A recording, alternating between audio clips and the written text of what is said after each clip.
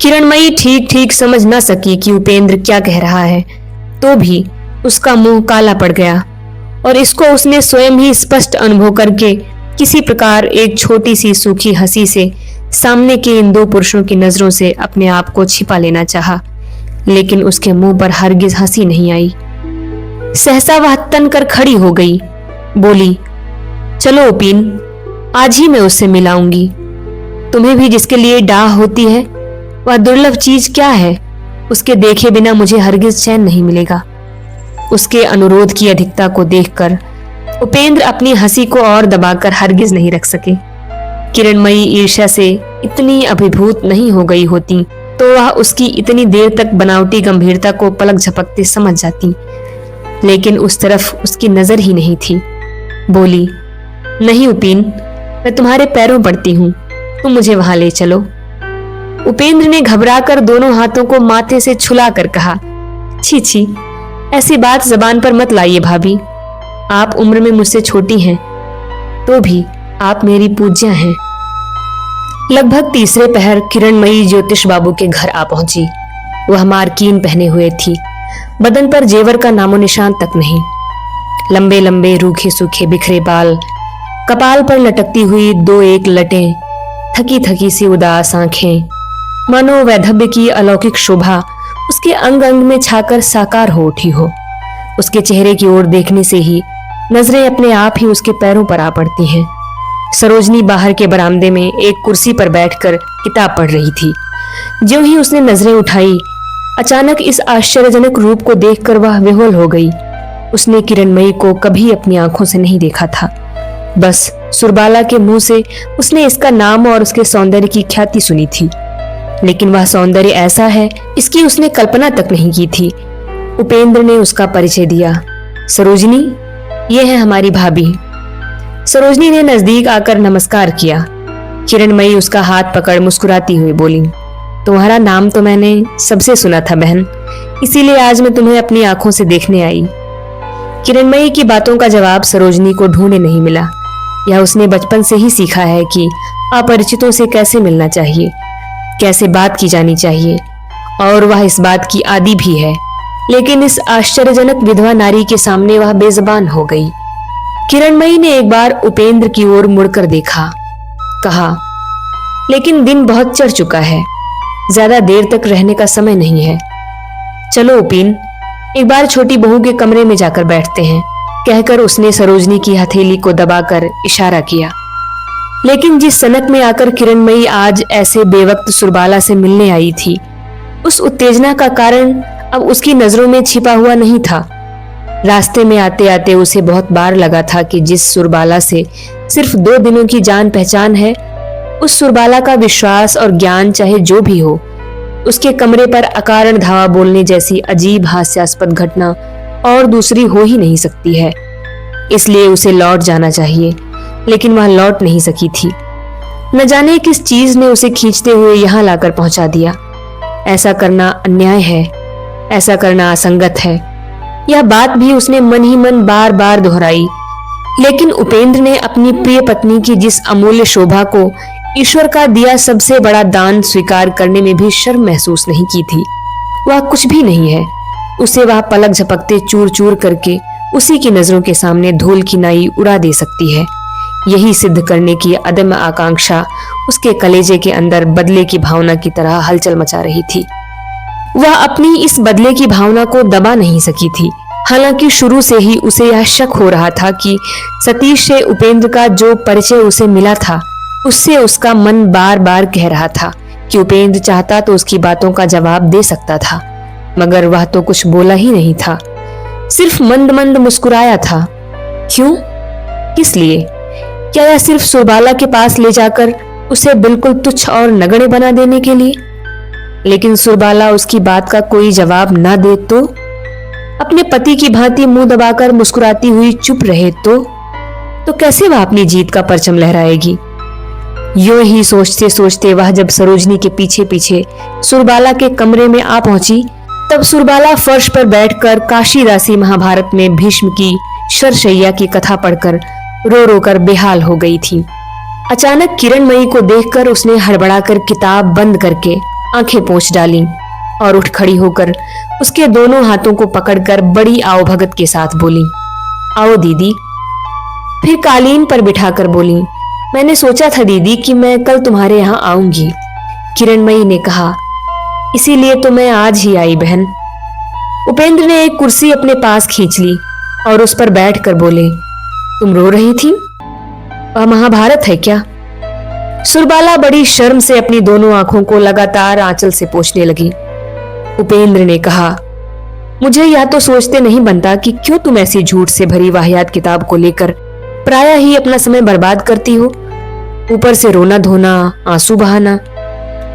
उपेंद्र की बात पूरी भी नहीं हो पाई थी कि सुरबाला आंखें पोंछना भूलकर गुस्सा हो उठी और बोली, तुम तो सैकड़ों बार यह कह चुके हो कि। उपेंद्र ने कहा, मैं तो यही कहता हूं कि उस किताब में शुरू से लेकर आखिर तक गलत बातें लिखी हुई हैं, और तो कुछ नहीं कहता मैं। ऐसी बातें कहकर उसे गुस्सा दिलाने में ज्यादा देर नहीं लगती थी। उसने गुस्से में भरी अपनी दोनों लाल आंखें अपने पति के मुंह पर टिका दी और बोली, महाभारत में झूठी बातें लिखी हुई हैं? ऐसी बातें तुम अपनी जबान पर मत लाना, यह ठट्ठा नहीं है, या जानते हो कि ऐसा बोलने से पाप लगता है। उपेंद्र ने कहा, हाँ मैं जानता हूं, ऐसा बोलने से कुछ नहीं होता है। अच्छा, इन लोगों से पूछो, ये लोग भी इन किताबों पर विश्वास नहीं करती। इस बार सुरबाला किरणमयी के मुंह की ओर देखकर मुस्कुराई, बोली, सुनो उनकी बातें दीदी। वे कहते हैं कि तुम लोग भी यह विश्वास नहीं करती कि महाभारत में लिखी बातें सही हैं। वे ऐसी ही बेसिर पैर की बातें किया करते हैं, बस जो मुंह में आया कह दिया। किरणमयी चुप रही। पति पत्नी की ऐसी बदकही का वह कोई मतलब नहीं समझ सकी। उसे लगा यह एक अभिनय है और किसी को ध्यान में रखकर किया जा रहा है। इसके पीछे कोई रहस्य छिपा हुआ है। उपेंद्र ने सरोजनी से प्रश्न किया, अच्छा, आप महाभारत की कहानियों को सच्चा मानती हैं? सरोजनी सरल स्वभाव से बोली, कुछ कहानियां तो जरूर सच्ची हैं, लेकिन शुरू से लेकर आखिर तक की सारी कहानियां सच्ची हैं ऐसा कोई नहीं मानता। मैं भी नहीं मानती। सुरबाला पहले तो ठक से रह गई, उसके बाद इसे ठट्टा मानकर उड़ा देना चाहा, लेकिन सरोजनी के और भी दो चार बातों और उपेंद्र के तानों से और अधिक विस्मित और क्रुद्ध हो उठी, और देखते ही देखते तीनों का तर्क बहुत बढ़ गया। लेकिन तब तक किरणमयी ने एक बात तक नहीं की थी, क्योंकि वह यह नहीं सोच सकी कि यह कहा सुनी मजाक छोड़ और कुछ हो सकती है। जिससे मिलकर वह तर्क वितर्क करने आई है, वह जब पूरे महाभारत को अकाट्य सच सिद्ध करने के लिए कमर कसे बैठी है, तो ऐसी अचिंतनीय बात को कैसे सही मान लेगी। इधर तर्क और तूतू मैं अविराम चलने लगी, और उधर किरणमयी सिर्फ तीक्ष्ण दृष्टि से सुरबाला की तरफ चुपचाप निहारती रही। देखते देखते उसके संदेह की खुमारी भाप की मानिंद विलीन हो गई। उसने देखा सुरबाला की आवाजें, चितवन और समूचे चेहरे, यहाँ तक कि उसकी अंग अंग से संदेह रहित दृढ़ विश्वास मानो प्रकट हो रहा हो। यह विशाल ग्रंथ उसके लिए प्रत्यक्ष सत्य है, या तो मजाक नहीं है, या तो जीता जागता विश्वास है। इसके बाद कुछ देर के लिए कौन क्या कहने लगा, उधर उसकी सुध नहीं रही। न जाने कैसी खोई खोई सी सुरबाला में एक अपरिचित सी आकृति उसे दिखाई पड़ी।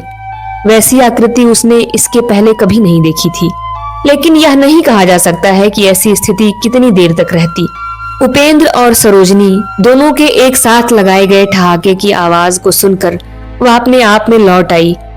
दिखाई पड़ा उसके हंसने के ढंग से सुरबाला शर्मा गई है। वह बेचारी अकेली है, इसीलिए अचानक वह किरणमयी को पंच मानकर शुद्ध स्वर में बोली, अच्छा दीदी, महाभारत में लिखी बात क्या कभी गलत हो सकती है? उपेंद्र ने किरणमयी की तरफ निहारा और अपनी हंसी को दबाकर बोले, भाभी, बहस इस बात को लेकर हो रही है कि सरोजनी कहती है कि भीष्म की शरशैया के समय अर्जुन द्वारा बाण से धरती को फोड़कर गंगा की धारा लाए जाने वाली बात गलत है। अर्जुन पाताल से गंगा की धारा कतई नहीं लाए थे। सुरबाला ने अपने पति की तरफ तीखी नजरों से देखा और बोली, अगर अर्जुन गंगा नहीं लाए थे तो भीष्म पितामह की प्यास कैसे बुझी थी? लो, अब मैं जो कहती हूँ उसे सुनो। भीष्म पितामह ने शरशैया पर लेटे लेटे पानी पीना चाहा, दुर्योधन सोने की झारी में पानी लाया, पर उन्होंने उसे नहीं पिया। यह तो भला झूठ नहीं है। गंगा की जलधारा नहीं आई तो उनकी प्यास बुझी किस चीज से? सरोजनी इसे सुनकर चुप नहीं रह सकी। बोली, उनकी प्यास किस चीज से बुझी? मैं कहती हूं झारी के पानी से। उन्होंने वही पानी पिया था जो दुर्योधन झारी में भरकर लाया था। इस बार सुरबाला ने बहुत उत्तेजित और नाराज होकर कहा, तो यह क्यों लिखा हुआ है कि उन्होंने दुर्योधन का दिया हुआ पानी नहीं पिया था? और अगर उन्होंने दुर्योधन की झारी का पानी ही पिया था तो अर्जुन को इतनी तकलीफ उठाकर बाण से धरती को बेध कर गंगा जल लाने की क्या जरूरत थी? दीदी, तुम ही बताओ, यह बात तो भला हरगिज गलत नहीं हो सकती है। इतना कहकर उसने अपनी दोनों क्रुद्ध हालांकि करुण आंखों से निवेदन किया। पल भर में उपेंद्र के ठहाके से कमरा गूंज उठा। सरोजनी भी खिलखिलाकर हंस उठी। उपेंद्र ने कहा, लीजिए भाभी, जवाब दीजिए। गंगा की जलधारा अगर नहीं आई तो भीष्म पितामह की प्यास बुझी किस चीज से? और जब उनकी प्यास बुझी तब यह कैसे कहा जा सकता है कि गंगा की जलधारा नहीं आई थी? यह कहकर वे एक बार और ठठाकर हंस पड़े। लेकिन आश्चर्य है, किरणमयी इस हंसी में भाग न ले सकी। वह आश्चर्य से सुरबाला के चेहरे की ओर देखती रही। क्षण भर बाद एकाएक बड़े आवेग के साथ उसको अपनी छाती से लगाकर चुपके बोली, यह गलत बात नहीं है बहन। इस कथा में कहीं भी जरा सा भी झूठ नहीं है। गंगा की जलधारा आई थी, जरूर आई थी। तुमने जो समझा है, जो पढ़ा है, वह सब सही है। सचमुच सभी इसे पहचान नहीं सकते दीदी, इसीलिए वे ठट्ठा मस्करी करते हैं। कहते कहते उसकी दोनों आंखों में आंसू भर आए। सरोजिनी और उपेंद्र दोनों विस्मय से हक्का बक्का होकर उसके मुंह की तरफ निहारते रहे। किरणमयी ने उधर जरा भी ध्यान नहीं दिया। उसे जैसे सीने से लगाए हुए थी वैसे ही उसे सीने से लगाए रखकर उसने अपनी आंखें पोंछी और धीरे धीरे बोली, बहन, जिन लोगों ने बहुत से धर्म ग्रंथ पढ़े हैं वे लोग जानते हैं कि आज तुमने जिस तरह से फैसला कर दिया, इससे ज्यादा फैसला कोई धर्म ग्रंथ, कोई पंडित किसी दिन नहीं कर सके हैं। उन सभी को इसी तरह से अपने अपने मन की बातें कहनी पड़ी हैं। यह कथा जो जानता है उसकी मजाल नहीं कि वह आज तुम्हारे मुंह की कही बातें सुनकर हंसे। इतना कहकर उसने सुरबाला को छोड़ दिया और सरोजनी की तरफ मुड़कर निहारती हुई बोली, बहन, तुम शायद मेरी हरकत देखकर आश्चर्यचकित हो गई हो।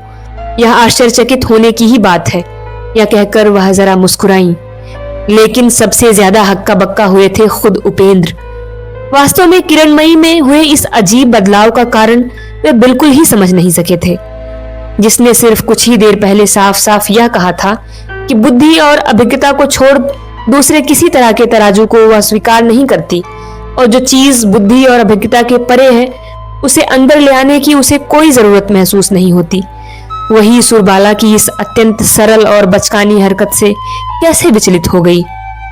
उसे सीने से लगाकर उसने जो बातें अभी अभी कही वे तो मन रखने के लिए कही हुई बातें नहीं हैं। इसके अलावा वह यह निश्चित रूप से जानती है कि जो कुछ उसने कहा है उसका सही मतलब समझने का सामर्थ्य सुरबाला में नहीं है। सबसे अधिक आश्चर्यजनक है उसके अचानक निकले आंसू। आखिर वे कैसे आए? इसके सिवा और एक बात है, वह यह कि उपेंद्र निसंदेह यह जानते थे कि ऐसी तीक्ष्ण बुद्धि वाले नर नारियां आवेग प्रकट करना हरगिज नहीं जानते हैं, और अगर किसी तरह उन लोगों का आवेग प्रकट हो जाए तो भी उन लोगों की लाज की सीमा नहीं रहती है। लेकिन जरा भी लाज उसने अपने व्यवहार से महसूस की है, इसका चिन्ह तो पूरे तौर पर अपरिचित सरोजनी को भी नजर नहीं आया। शाम हो गई। किरणमयी सबसे विदा ले धीरे धीरे गाड़ी पर आ बैठी। दिवाकर घर में नहीं था, घूमने के लिए बाहर निकला था, इसलिए हिचकिचाते हुए उपेंद्र को ही गाड़ी के अंदर जाकर बैठना पड़ा। लेकिन किरणमयी ने मानो उसे देखा ही नहीं हो, कुछ इस तरह से गाड़ी के एक कोने में सिर टेक कर चुपचाप बैठी रही। कुछ वक्त गुजर गया। ऐसे चुपचाप बैठे रहना भी अच्छी बात नहीं है। इसके अलावा उपेंद्र निश्चित रूप से यह समझ रहे थे कि किरणमयी कुछ सोच रही है, लेकिन वह क्या सोच रही है इसी को परखने के लिए वे बोले, आप उसे देख आई ना? ऐसी बुद्धिमती के साथ मुझे जिंदगी गुजारनी पड़ती है, वैसे भी उसे संभाल पाना मुश्किल है। ऊपर से आज आप उसे मजाक मजाक में सर्टिफिकेट दे आई, अब तो वह पहुंच के बाहर हो जाएगी। किरणमयी ने उनकी बातों का कोई जवाब नहीं दिया। थोड़ी देर इंतजार करके उपेंद्र मुस्कुराते हुए बोले, लेकिन सिर्फ इतना ही नहीं भाभी, वह इतनी बड़ी बेवकूफ है कि जीवन में वह कभी झूठ नहीं बोल सकती है। किरणमयी पहले की ही तरह चुप रही। उपेंद्र बोले, जानती हैं वह क्यों झूठ नहीं बोलती है? क्योंकि एक तो 34 कोटि देवी देवता उसे चारों ओर से घेर कर पहरा दिया करते हैं, दूसरा यह कि उसमें इतनी योग्यता नहीं है कि जो कुछ नहीं हुआ उसे अपनी बुद्धि का इस्तेमाल करके गढ़ कर बोल सके। किरणमयी रुआंसी होकर संक्षेप में बोली, यह तो अच्छी बात है। उपेंद्र बोले, पर मुझे तो ऐसा नहीं लगता भाभी कि यह अच्छी बात है। दुनियादारी चलाने में थोड़ा बहुत झूठ का सहारा लेना ही पड़ता है, पर ऐसा झूठ बोलना चाहिए जिससे किसी का कोई नुकसान ना हो, बल्कि एक अशांत एक लफड़े से छुटकारा मिल जाए। ऐसा झूठ बोलने में बुराई क्या है? बल्कि मैं तो कहता हूं कि इसमें अच्छाई ही है। अगर झूठ बोलना अच्छी बात है तो तुम उसे झूठ बोलना सिखा क्यों नहीं देते? वह सीखेगी कैसे भाभी? महाभारत में यह लिखा हुआ है कि एक छोटा सा झूठ बोलने के चलते युधिष्ठिर को क्या क्या मुसीबतें झेलनी पड़ी थी। देवी देवता मुहबाए उसकी तरफ निहारते हुए बैठे हुए हैं। ऐसे में जानबूझकर झूठ बोलने से बोलने वालों पर तो मुसीबतों का पहाड़ ही टूट पड़ेगा। वे लोग इसे खींचकर दंदनाते हुए नरक में डाल देंगे। उपेंद्र जरा रुके, फिर बोले, यह एक अजीब बात है कि वह आंखें मूंद कर देवी देवताओं का चेहरा साफ साफ देख सकती है। कोई ढाल तलवार लिए, कोई शंख चक्र गदा पद्म लिए, तो कोई हाथ में बांसुरी लिए ऐसे प्रत्यक्ष उसके सामने आकर खड़े होते हैं कि सुनकर मेरा बदन तक सिहर उठता है। किसी दूसरे के मुंह से ऐसी बातें सुनता तो मैं उसे झूठी और मनगढ़ंत कहानी कहकर हंसकर उड़ा देता, लेकिन उसके बारे में तो ऐसा कलंक मैं अपनी जबान पर लाऊं, इसकी गुंजाइश नहीं है। इतना कहकर श्रद्धा, प्रेम और गर्व से द्रवित चित्त से संदेह और मजाक के स्वर में उपेंद्र बोले, इसे देख सुनकर उसे आदमी न कहकर एक जानवर कहा जा सकता है। उनकी बुद्धि की बलिहारी है जिन्होंने छुटपन में इनका नाम पशुराज रखा था। अरे यह क्या भाभी? ज्यों ही गाड़ी मोड़ पर मुड़ी त्यों ही रास्ते की गैस की चमकीली रोशनी किरणमयी के मुंह पर आ पड़ी और उस रोशनी में उपेंद्र ने बेहद चौंक कर देखा। उसके पूरे मुंह पर आंसुओं की धारा बह रही है। उपेंद्र शर्म के मारे चुपचाप सिर झुकाए बैठे रहे, बिना जाने जहां वे आनंद और माधुर्य में मग्न होकर स्नेह और सम्मान से मजाक पर मजाक किए चले जा रहे थे, वहीं कोई दूसरा ठीक उन्हीं के मुंह के सामने बैठकर क्या जाने किस चीज के लिए वेदना से रो रो कर अपना कलेजा फाड़ रहा था। जब दोनों पथुरिया घाट के मकान पर आ पहुंचे तब रात एक पहर बीत चुका था। लगभग पूरे रास्ते भर किरणमयी चुप थी, लेकिन मकान के अंदर कदम रखते ही बेहद पछतावे भरे स्वर में बोल उठी, आह मेरी जली किस्मत, मैं सिर्फ तुम्हें चक्कर लगवाती रही, लेकिन इतनी देर तक तुम्हें एक बूंद पानी भी पीने को नहीं मिला उपिन। या इस अभागिन को नजर नहीं आया? तुम मुंह हाथ धोगे? खैर रहने दो, तुम मेरे साथ रसोई घर में चलो, 2-4 पूड़ियां तल देने में 10 मिनट से ज्यादा नहीं लगेगा। फिर उसने दाई से कहा, तू पहले लकड़ी का चूल्हा जला दे, उसके बाद घर जाना। जा जा मेरी बहना, चट से चूल्हा जला दे। दाई किवाड़ खोल देने के लिए आई थी और उसने सोचा था कि किवाड़ खोल देने के बाद वह यूं ही घर चली जाएगी, लेकिन मालकिन का कहा मानने के लिए उसे फिर ऊपर जाना पड़ा। सदर दरवाजा बंद करके वह तेज कदमों से ऊपर चली गई। पूड़ियां तलने की बात सुनकर उपेंद्र बिल्कुल हड़बड़ा उठे। उन्होंने किरणमयी की बात का कड़ा प्रतिवाद करते हुए कहा, मैं आपको ऐसा हरगिज नहीं करने दूंगा। आज आप बहुत थक गई हैं, मैं वापस जा रहा हूं, वहीं खा लूंगा। मेरे लिए आप तकलीफ मत उठाइए। तुम्हारे लिए तकलीफ क्यों ना उठाऊंगी? उपेंद्र ने कहा, नहीं नहीं, मैं ऐसा करने ही नहीं दूंगा आपको, हरगिज नहीं करने दूंगा। किरणमयी मुस्कुराई, मुस्कुराती हुई बोली, तुम यश के भूखे हो, इतना यश इकट्ठा करके कहां रखोगे? बताओ तो। किरणमयी ने सहसा ऐसी बात क्यों कही? यह न समझ पाने की वजह से उपेंद्र कुछ विस्मित हुए। किरणमयी ने कहा, हाँ सच कहती हूं, तुम चाहते हो कि जैसा निस्वार्थ और निर्लिप्त परोपकार तुम करते हो वैसा कोई दूसरा कहीं भी न कर सके, न स्वर्गलोक में न मर्त्यलोक में। हम दोनों के लिए तुमने जो कुछ किया है उपिन, उसके बदले में मैं अगर अपने खून से तुम्हारे पांव धो दूं तो भी कम है। और इसमें तुम्हारी मनाही शोभा नहीं देती। फिर भी तुम्हारे नाश्ते के लिए 2-4 पूड़ियां तल देना चाहती हूं तो तुम टांग अड़ाते हो। छी छी, तुम हमें क्या समझते हो बताओ तो? क्या हम आदमी नहीं हैं? या हमारे बदन में आदमी का खून नहीं बहता है? उपेंद्र ने अत्यंत लज्जित और संकुचित होकर कहा, ऐसी कोई बात सोचकर मैंने आपत्ति नहीं की है भाभी। मैं तो सिर्फ क्या उपेन, तो क्या घर लौटने की जल्दी में तुम्हें इस बात का भी होश नहीं रहा कि तुम क्या कह रहे हो और क्या नहीं कह रहे हो? उपेंद्र की जान में जान आई। मजाक फिर पटरी पर लौट आया। यह समझकर वे खुश होकर मुस्कुराते हुए बोले, इस बात के लिए मैं बदनाम हूं ही भाभी, इसे मैं अस्वीकार नहीं कर सकता। लेकिन अभी जो मैंने मना किया वह उस वजह से नहीं। मैं सही कहता हूं, मैंने सोचा था कि आज आप बहुत थक गई हैं। मैं थक गई हूं? भले ही मैं थकी हूं, पर इससे क्या? इतना कहकर किरणमयी फिर से तनिक मुस्कुराई। उसके बाद सहसा गंभीर होकर बोली, हाय रे, आज अगर मेरा सतीश रहता, वह होता तो मुझे अपनी बात अपने मुंह से और नहीं कहनी पड़ती। वह जोर शोर से भाषण देना शुरू कर देता। नहीं उपेन, मेरी अपनी तो ऐसी थकान वकान के बहाने आराम की स्थिति नहीं है। इसके अलावा इस बात के लिए बंगालियों के घर की किसी महिला को बदनाम नहीं किया जाना चाहिए। बंगालियों की घर की महिला जब यह सुनती है कि कोई मर्द भूखा है, वह चाहे सगा हो या गैर, तो वह मरते मरते भी एक बार उठकर खड़ी हो जाती है। यह जानते हो?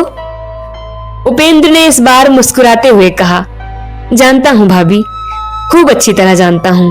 मैं यह स्वीकार करता हूं कि मुझसे गलती हो गई, माफ करो। भूख भी लगी है, चलिए क्या खिलाएंगी?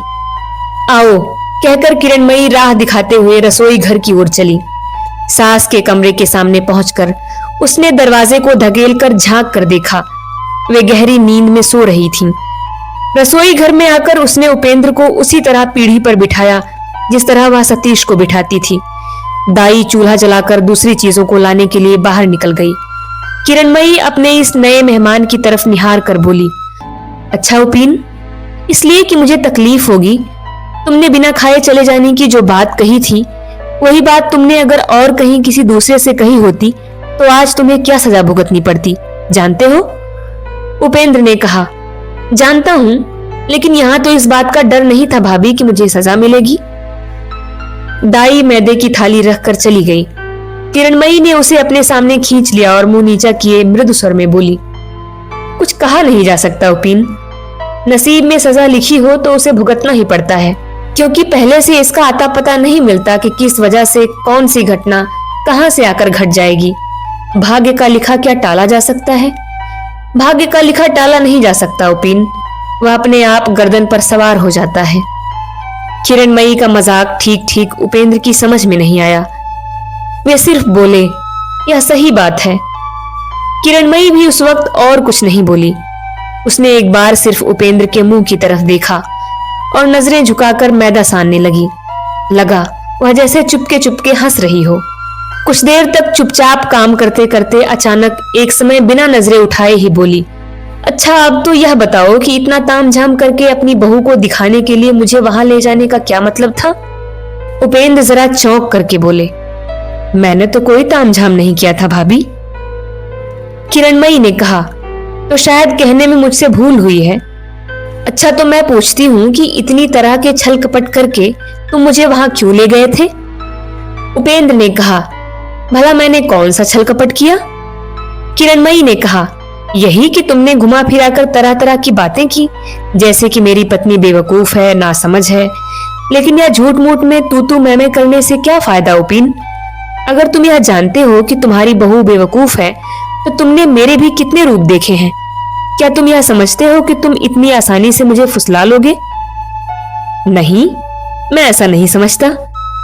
किरणमयी ने मुंह ऊपर उठाकर देखा, क्योंकि उपेंद्र जितना छोटा जवाब देना चाहते थे उतना छोटा जवाब वे नहीं दे सकते थे। ना चाहते हुए भी उनकी आवाज गंभीर होकर बाहर निकल आई थी।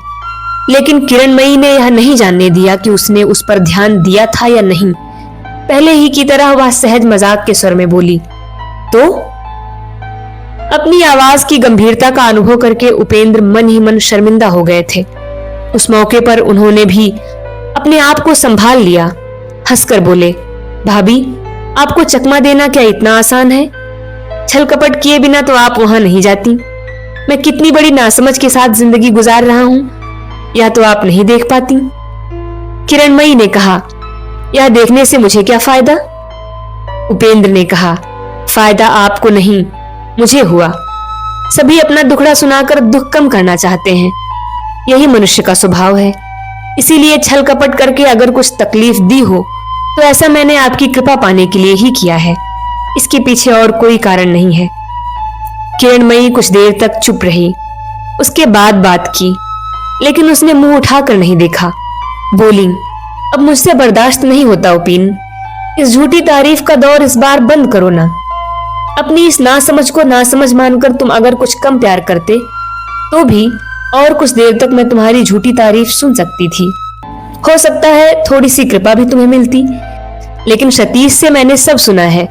अच्छी बात है, उसे ही खूब प्यार करो, लेकिन यूं ढिढोरा पीटते फिरना चाहिए कि तुम अपनी पत्नी को प्यार करते हो।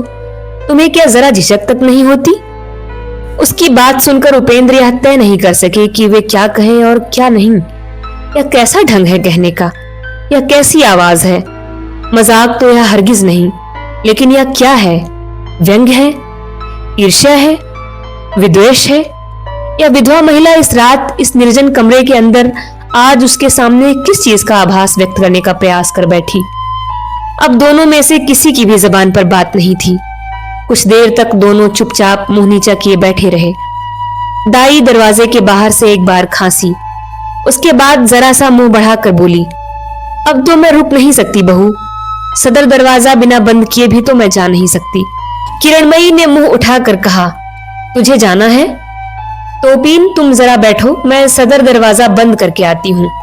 यह कहकर ज्यों ही वह चली गई, त्यों ही इस कमरे के अंदर अकेले बैठे उपेंद्र का अंतःकरण एक ऐसी अचिंतनीय वितृष्णा से भर उठा जिसका अनुभव उन्होंने जीवन में कभी नहीं किया था।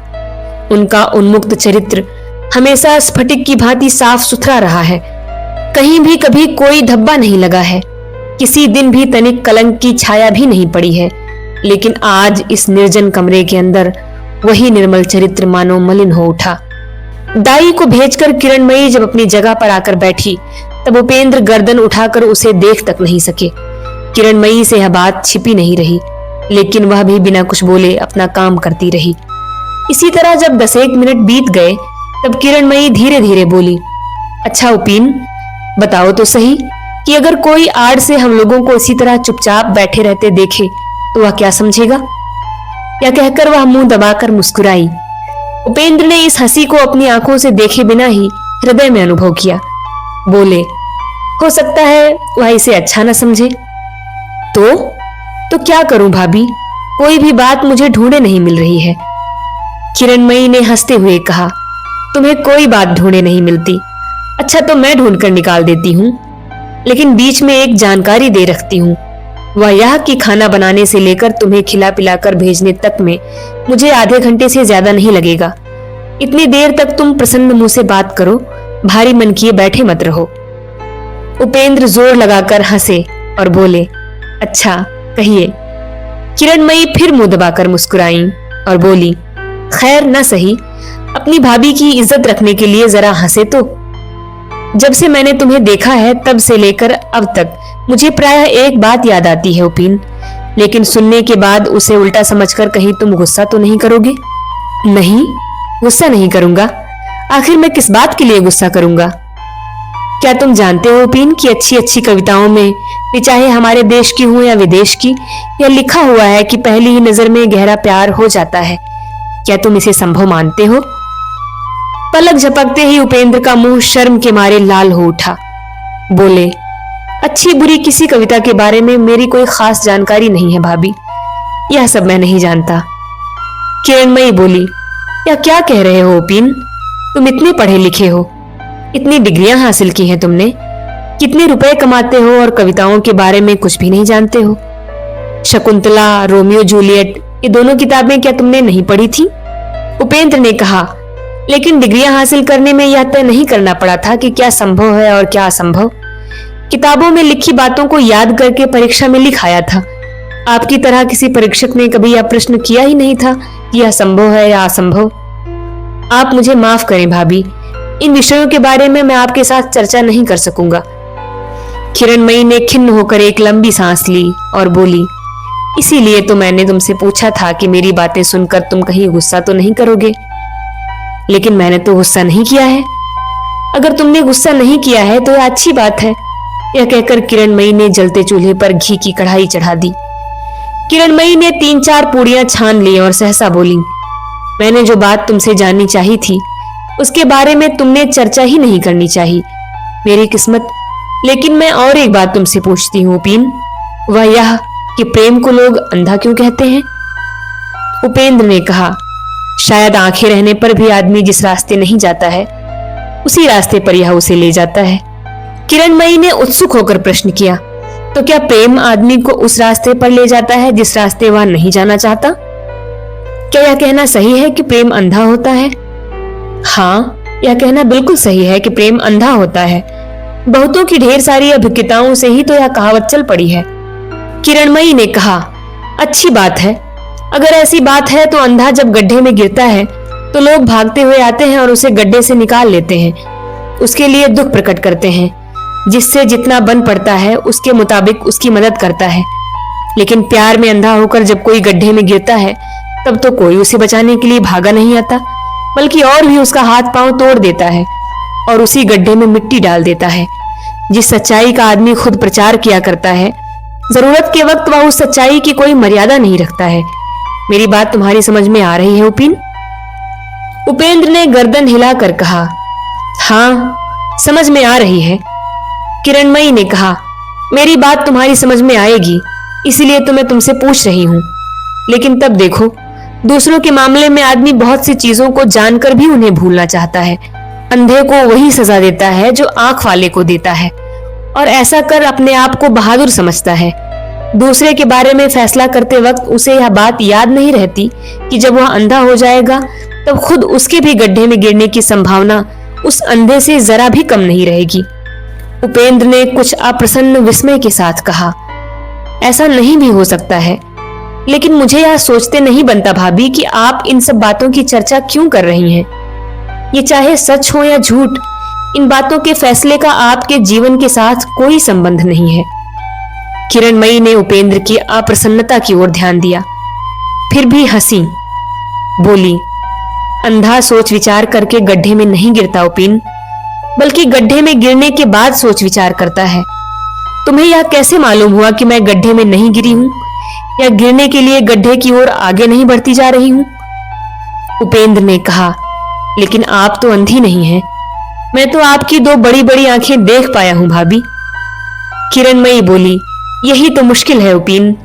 अंधे 2 तरह के होते हैं, एक वे जो आंखें मूंद कर चलते हैं, उनके बारे में तो कुछ नहीं सोचना पड़ता है, वे लोग पहचाने जा सकते हैं, और दूसरे वे जो आंखें खोलकर तो चलते हैं पर देख नहीं पाते।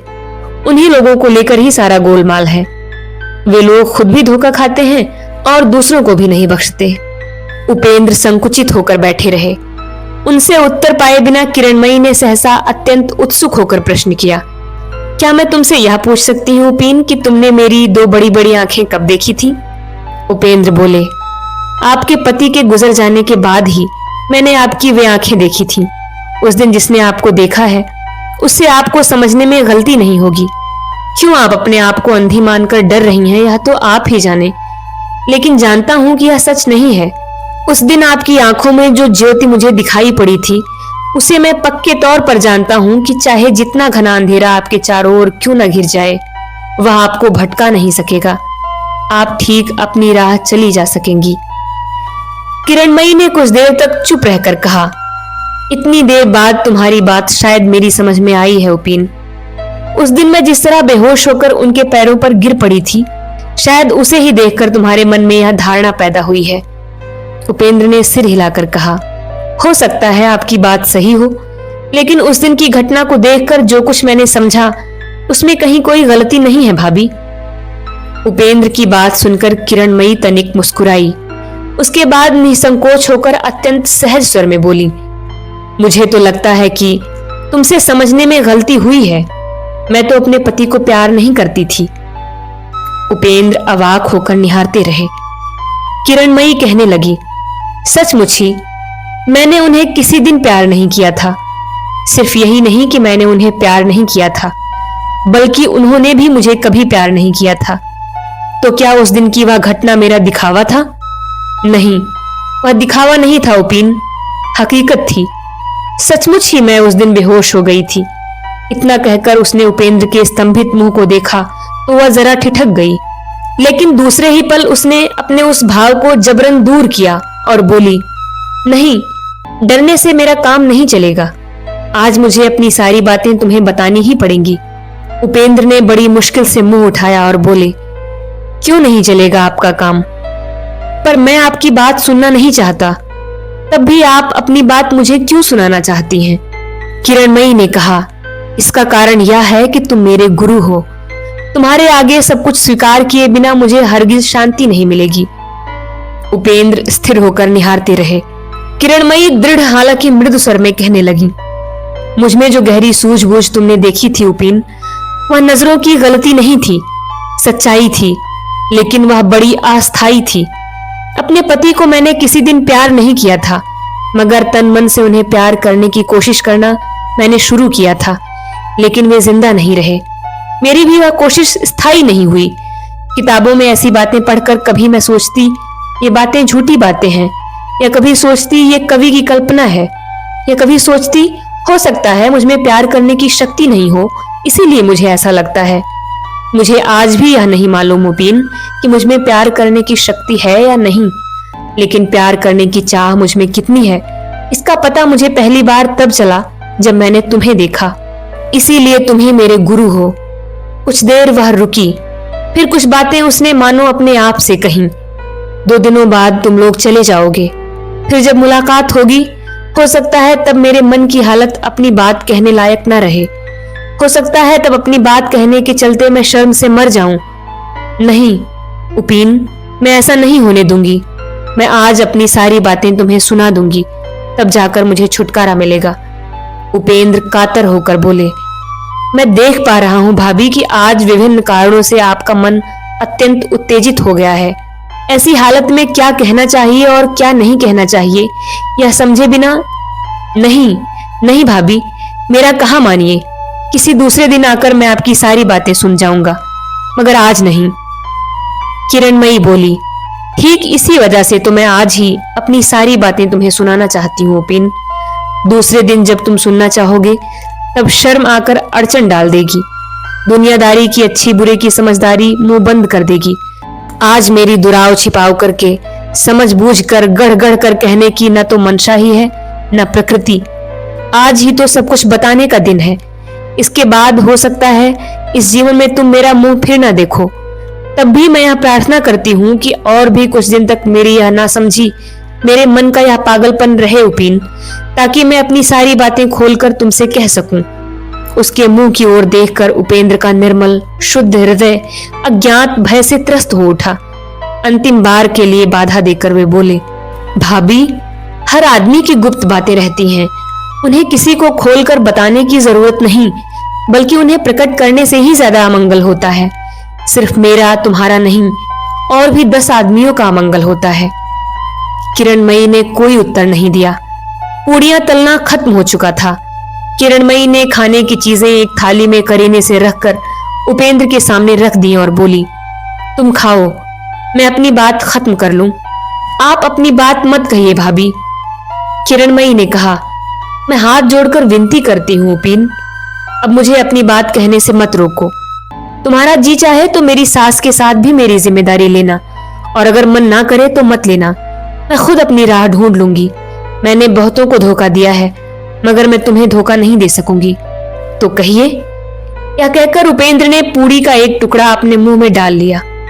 किरणमयी ने कहा, तुमको मैंने बता दिया है उपिन, अपने पति को मैंने कभी प्यार नहीं किया था। उनका प्यार मुझे मिला भी नहीं। इसके लिए हमें कोई खेद नहीं था। घर में थे मेरे पति और मेरी सास। एक थे दार्शनिक, वे मुझे जी जान से पढ़ाने में ही खुश रहा करते थे, और एक थी घोर स्वार्थी, वे जी जान से मुझे मेहनत करवाने में ही खुश थीं। इसी तरह दिन बीतते जा रहे थे और शायद बीत भी जाते, लेकिन एकाएक सब उलट पलट गया। पति बीमार पड़ गए उनसे मैंने अनेक किताबें पढ़ी थीं, नाटक उपन्यास भी मैंने कम नहीं पढ़े थे, लेकिन हम दोनों ही पढ़ पढ़ कर सिर्फ हंसते रहते थे।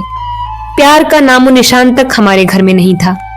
जैसे कोई आदमी जन्म से बहरा और अंधा होता है, वैसे ही मेरे पति भी जन्म से नीरस थे, लेकिन तब तक मैं यह नहीं जान सकी थी कि मेरे अंदर कितना रस था। लेकिन अचानक एक दिन मुझे इसका पता चला कि प्यार करने और प्यार पाने की प्यास मुझमें भी किसी दूसरी लड़की से कम नहीं है। इसी बीच किरणमयी ने देखा कि उपेंद्र थाली को परे हटा रहे हैं, तो वह बोली, थाली क्यों हटा रहे हो? खाना तो खाली पड़ा हुआ है, खा लो उसे। उपेंद्र के मुंह पर उदासी छाई हुई थी। बोले, न जाने क्यों और खाने को जी नहीं करता भाभी। किरणमयी ने कुछ देर तक चुप रहकर न जाने क्या सोच लिया और बोली, मुझे पता है उपेन, अब थोड़ी ही देर बाद पूरी सब्जी तुम्हें बेस्वाद लगने लगेगी, लेकिन मैं जो बात कहने वाली हूं उसे कहने में तो अभी देर है। एक पूरी तो तुम खा सकते थे।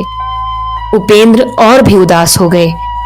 किरणमयी उनकी तरफ निहारती हुई कहने लगी, अगर मैं यह कहूं कि मेरा दाहिना हाथ कट जाने से मुझे जितना दुख होता, उससे भी अधिक दुख मुझे तुम्हारे न खाने से हो रहा है, तो तुम इस पर विश्वास नहीं कर सकोगे। लेकिन तुम विश्वास करो या ना करो, पर मैं तो यह जानती हूं कि यह सच है, तब भी बिना कहे रह जाने की गुंजाइश नहीं है उपेन। मुझे अपनी बात कहनी ही पड़ेगी। अच्छी बात है, कहिए। तो सुनो, मेरे पति की बीमारी में मेरे जेवरों को छोड़ जितनी सारी जमा पूंजी थी, उनमें से एक एक करके सबके सब खर्च हो गए। तब आए अभी अभी बने एक डॉक्टर। अच्छा उपेन, डॉक्टर अनंग को तो तुम लोगों ने देखा था ना? उपेंद्र ने कहा, हाँ। किरणमयी खेद प्रकट करते हुए जरा मुस्कुराई। बोली, वे ही। हाय रे फूटा नसीब, इस कमरे में पति मौत के मुंह में थे और मैं उस कमरे में गई उनके साथ प्यार का स्वाद चखने। उपेंद्र गर्दन झुकाए चुपचाप बैठे रहे। किरणमयी ने बात कहनी चाहिए, मगर न जाने किसने उसके गले को धर दबोचा और उसकी आवाज बंद कर दी। थोड़ी देर तक उसने बोलने की बड़ी कोशिश की और फिर सूखे स्वर में बोल उठी, सुनते ही तुम्हारी गर्दन झुक गई उपेन। तब भी तो तुम उस डॉक्टर अनंग को नहीं पहचानते हो। पहचानते तो समझ सकते थे कि कितने बरसों के भयंकर सूखे की तपिश मेरे इस कलेजे के बीचों बीच जमी हुई थी। इसीलिए मेरा ऐसा असंभव संभव हो सका था। जानते हो पिन, मेरी प्यास उस प्यासे की प्यास जैसी थी जो अपनी प्यास बुझाने के लिए मोरी का गाढ़ा काला पानी तक चुल्लू में लेकर पी जाता है। लेकिन मुझे इसकी जानकारी मिली उस पानी को पी लेने के बाद। उसके बाद दिन गुजरते रहे और जी मिचलाता रहा। कहते कहते उसका बदन सिर से लेकर पैर तक बार बार सिहर उठा। एक घोर बदबूदार जहरीली डकार जैसे उसके गले तक आकर भर उठी। किरणमयी ने कुछ देर तक स्थिर रहकर अपने आप को संभाल लिया और फिर बोली, मगर मैं मतली नहीं कर सकी उपेन। मेरी सास ने मेरा मुंह दबा दिया। तब अनंग गृहस्थी का आधा खर्च चला रहा था। उपेंद्र पहले की ही तरह पत्थर के बुत की नाई बने बैठे रहे। किरणमयी ने उनके बेजबान हुए मुंह की तरफ तिरछी नजरों से देखा और बोली, उसके बाद आसक्ति, विरक्ति और तृष्णा वृतृष्णा के अविराम संघर्ष से जितना जहर दिन रात निकलने लगा उपेन, उतना जहर समुद्र मंथन के समय मंदार की रगड़ खाकर वासुकी ने भी शायद अपने उतने बड़े मुंह से नहीं उगला होगा। मुझे लगता है इस घर की हर ईंट, लकड़ी, खिड़की, दरवाजा और धरन बड़ेरी तक जहर से नीली हो गई है। वह थोड़ी देर रुकी और बोली, मैं यह नहीं जानती थी कि कितने दिनों में कैसे इसका अंत होगा। मैंने सोचा था इसके बारे में, लेकिन मुझे इसका अता पता नहीं सूझा था। लेकिन पता नहीं कौन सा अमृत तुम अपने हाथ में लेकर आए थे उपेन, कि पता नहीं कहाँ गई जहर की जलन और पता नहीं कहाँ रही विद्वेष वितृष्णा। पलक झपकते ही यह सब ऐसा तुच्छ हो गया कि अनंग को निकाल बाहर करने में मुझे 1 मिनट भी नहीं लगा, जैसे तुम्ही ने आकर मेरे कानों में उपाय बता दिया था। जेवरों के प्रति औरतों का कितना मोह होता है। मेरे बड़े दुख के जेवर थे, जैसे वे मेरी छाती की पसलियां थे। जहां तुम अभी सिर झुकाए बैठे हुए हो, ठीक वहीं उन पसलियों को मैंने उसके पैरों पर उड़ेल दिया था। जैसे तुम्ही ने मुझे यह मंत्र सिखा दिया कि मेरे प्रति उसकी आसक्ति चाहे जितनी भी अधिक क्यों न हो, इतने बड़े जेवर हाथ में पाएगा तो वह फिर कभी अपना मुंह नहीं दिखाएगा। जीवन भर के लिए मुझे छुटकारा देकर वह चला जाएगा। उफ, कितना डर, कितनी फिक्र थी मुझे कि कहीं इस बुरी घड़ी के चलते एक दिन मेरे ये जेवर बर्बाद न हो जाएं। सो वे बर्बाद हो गए। मैं उन्हें पकड़कर रख तो नहीं सकी, लेकिन ओह, कितनी तृप्ति मिली, कितना अजीब आनंद मिला उपिन। एक ऐसी अंधेरी शाम में इन जेवरों के लोभ से जब वह अपने गंदे बंधन से मेरे अंग अंग को मुक्त करके चोरों की तरह चुपचाप चला गया, तब मुझे लगा कि मैं जी उठी। उपेंद्र को याद आया। उनके और सतीश के बीच से होकर एक दिन सवेरे चोरों की तरह डॉक्टर अनंग हट गया था, लेकिन बिना कुछ बोले वे चुप रहे। किरणमयी कहने लगी, क्या तुम्हें याद आता है उपिन, उस रात का मेरा उग्र रूप? उस दिन मैंने कितना कुछ किया था। मैंने तुम लोगों की बातचीत की कनसुइयां ली थी। नीचे जाकर अपनी आंखें लाल लाल करके मैंने तुम लोगों को कितना डराया था, कितना डर दिखाया था। उसके बाद तुम लोग चले गए थे। अपने जहर की कितनी तपिश थी, लेकिन उसके बदले में मुझे जो 2 चीजें मिली उपिन, तो मेरे लिए स्वर्ग हैं, मेरे लिए अमृत हैं। श्री रामचंद्र के चरण स्पर्श से पत्थर की अहल्या बदलकर जैसे मानवी हो गई थी, मैं भी मानो वैसी ही बदल गई। मैं यह नहीं जानती मानवी के रूप में बदल जाने के बाद अहल्या को क्या मिला था, लेकिन मुझे जो कुछ मिला उसकी कोई बराबरी नहीं है। मेरा कोई भाई नहीं था, सो सगे भाई के रूप में मुझे मिला सतीश, और मिले तुम। छी, उदास मत हो उपेन, मर्दों को क्या इतनी शर्म शोभा देती है? उपेंद्र ने जबरन सिर ताना और दृढ़ स्वर में बोले, जिस चीज से शर्म आती है वह मर्द और औरत दोनों के लिए एक सी है भाभी। मैं ये सब बातें सुनना नहीं चाहता। या तो आप चुप हो जाइए या मैं इस समय उठकर चला जाऊंगा। किरणमयी ने कहा। बरबस चले जाओगे क्या? उपेंद्र ने कहा। हाँ। किरणमयी ने कहा, तब तो मैं भी तुम्हें बरबस पकड़ रखने की कोशिश करूंगी, लेकिन मैं यह कह सकूंगी उपेन कि इस जोर आजमाइश में मुझे फायदा छोड़ नुकसान नहीं होगा। इस उत्तर के बाद उपेंद्र गर्दन झुकाए बैठे रहे। किरणमयी फिर से मुस्कुराई और बोली, डरो मत जी, डरो मत। तुम नहीं चाहोगे तो जबरदस्ती मैं तुम्हारे बदन को हाथ नहीं लगाऊंगी। इतना पागलपन अभी तक मुझ पर सवार नहीं हुआ है। जी चाहे तो तुम जा सकते हो, मैं तुम्हें रोकूंगी नहीं।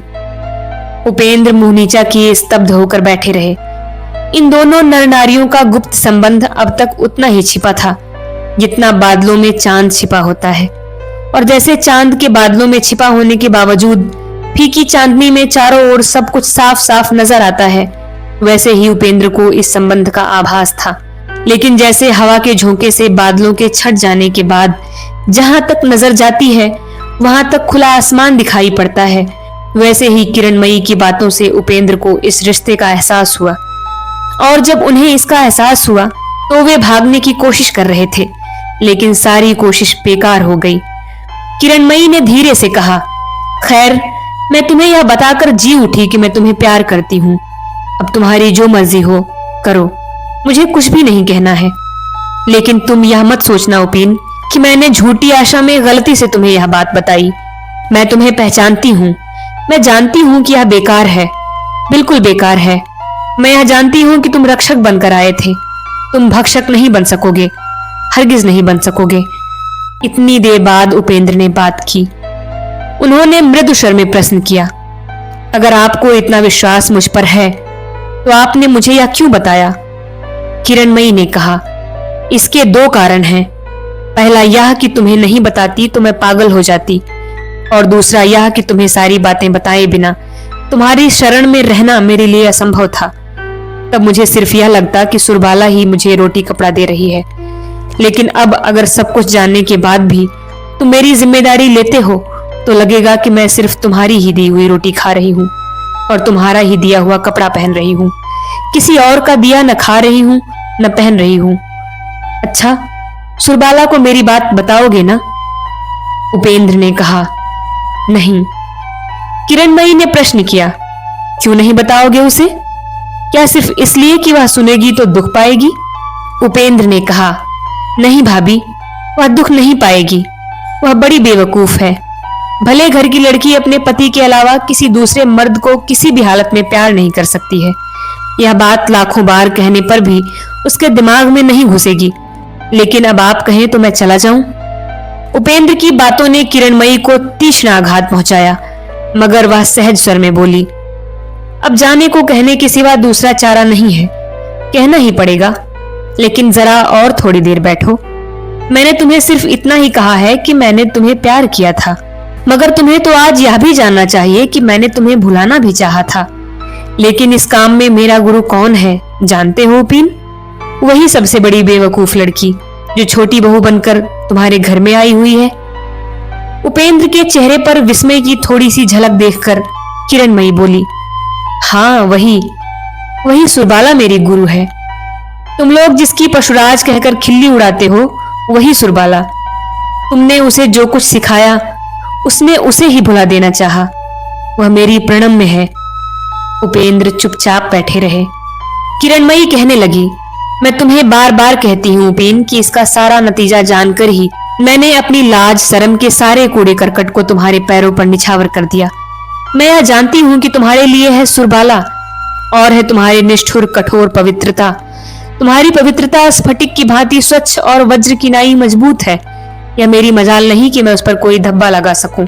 लेकिन जानते हो उपेन, आदमी का ऐसा बुरा स्वभाव है कि जो उसके लिए आराध्य है उसी के प्रति उसे सबसे अधिक लोभ होता है। भगवान मिल नहीं सकते हैं, इसीलिए आदमी ऐसे अपना सब कुछ निछावर करके उन्हें पाना चाहता है। इसीलिए मुझे लगता है कि अगर तुम मेरे लिए इतनी बड़ी अप्राप्य वस्तु नहीं होते तो शायद मैं तुम्हें इतना प्यार नहीं करती। लेकिन खैर, छोड़ो इन बातों को। कुछ देर तक चुपचाप रहकर अचानक एक लंबी सांस लेकर किरणमयी ने कहा, जैसे द्रोण एकलव्य के गुरु थे वैसे ही सुरबाला मेरी गुरु है। लेकिन वह कैसी मेरी गुरु बनी यही बताकर मैं तुम्हें आज छुट्टी दे दूंगी। जहां तुम खाने बैठे हो अभी वहीं एक रात को सतीश खाने बैठा था। किस वजह से यह याद नहीं है। तुम लोगों की चर्चा छिड़ गई। जानते हो ना, मेरा वह भाई तुम लोगों की चर्चा में बिल्कुल मशगूल हो उठा था। तब उसे संभालना ही मुश्किल थी। खुद मेरी भी लगभग वैसी ही हालत थी जैसी उसकी थी। तब अभी भी प्यार की प्याला भर शराब पीकर तुम्हारे नशे में मेरे हाथ पांव सुन्न हो गए थे। मेरी दोनों आंखों में खुमारी छा रही थी। ऐसे समय सतीश ने कितनी नजीर, कितनी मिसाल देकर बताया कि तुम अपनी सुरबाला को कितना प्यार करते हो। उसे खसरा होने पर तुमने खाना पीना और सोना तक छोड़ दिया था। तुम्हारे जरा सा सिरदर्द के लिए चिंतित होकर उसने तुम्हारे सिरहाने बैठकर तुम्हें पंखा झलते हुए सारी रात बिता दी थी। ऐसे ही कितने दिन रात की कितनी छोटी छोटी कहानियां उसने मुझे सुनाई थी। ये सब तो उसकी सुनी सुनाई बातें थीं। हो सकता है उनमें से या तो कोई झूठी थी या बढ़ा चढ़ाकर कही हुई, लेकिन उससे हम दोनों में से किसी का कोई नुकसान नहीं हुआ। तुम पति पत्नी के बीच बहती बढ़ती प्रेम की गंगा की गहराई में हम दोनों भाई बहन जैसे देखते देखते डूब गए। उसके बाद बहुत रात गए सतीश अपने डेरे चला गया था, लेकिन मैं उसी रसोई घर में बैठी रही। मुझे नहीं पता कि मैं कितनी देर तक बैठी रही। जब बाहर निकली तो देखती हूँ कि सामने ही शुक्र तारा उगा हुआ है। अचानक लगा कि सुरबाला का मुंह जैसे ऐसा ही है, ऐसा ही मधुर, ऐसा ही चमकीला।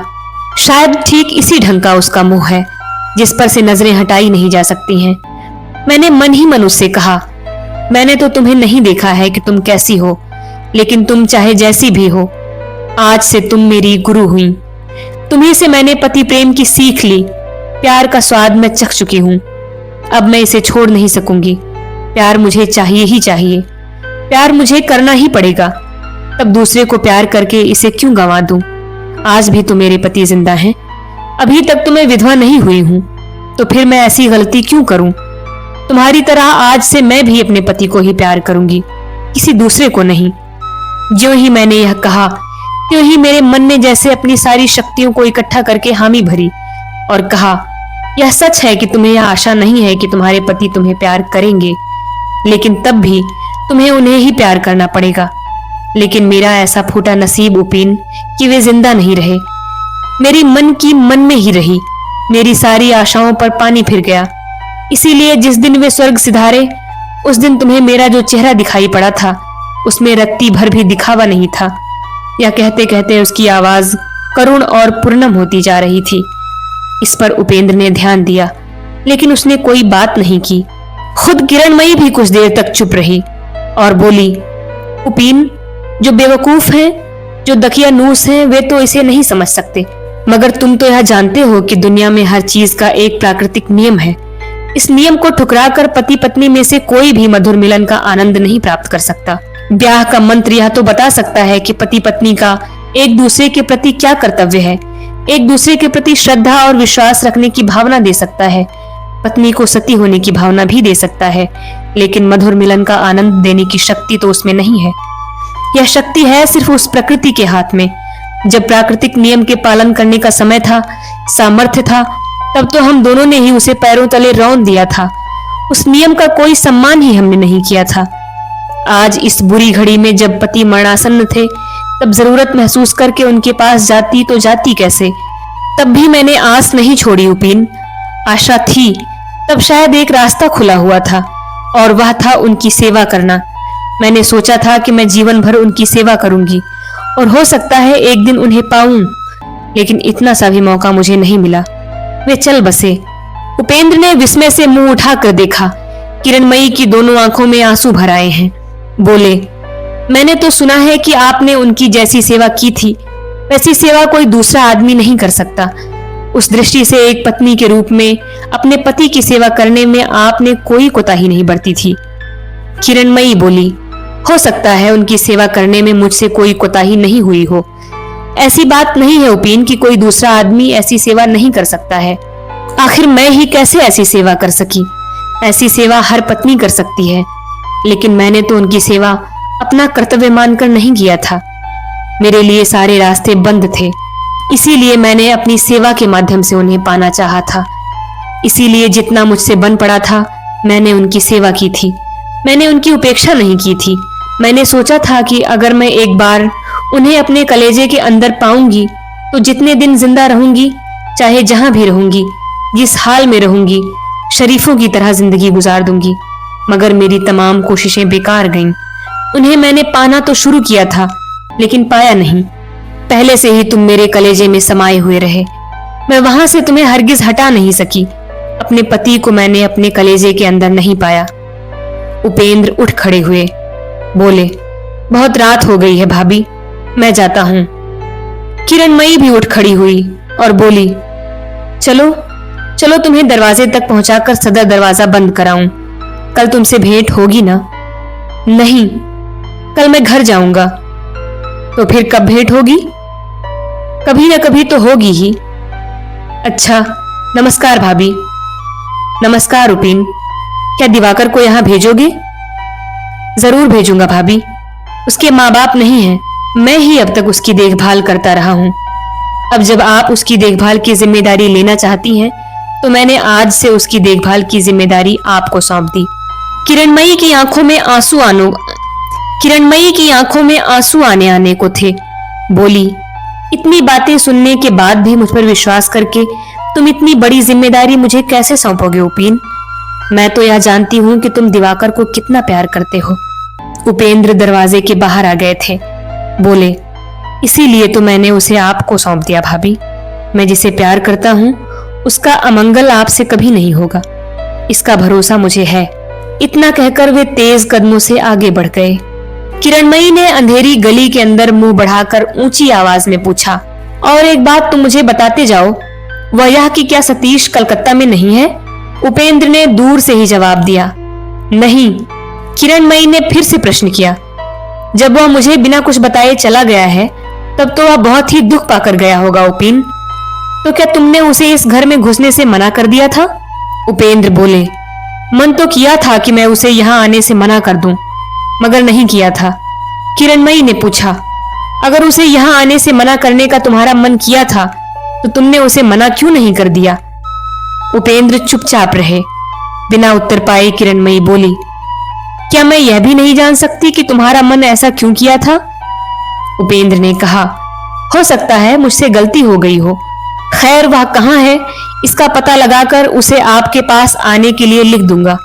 ना आने का कारण उसी से पूछिएगा। यह कहकर उपेंद्र दूसरे प्रश्न की प्रतीक्षा किए बिना तेज कदमों से अंधेरी गली को पार कर गए।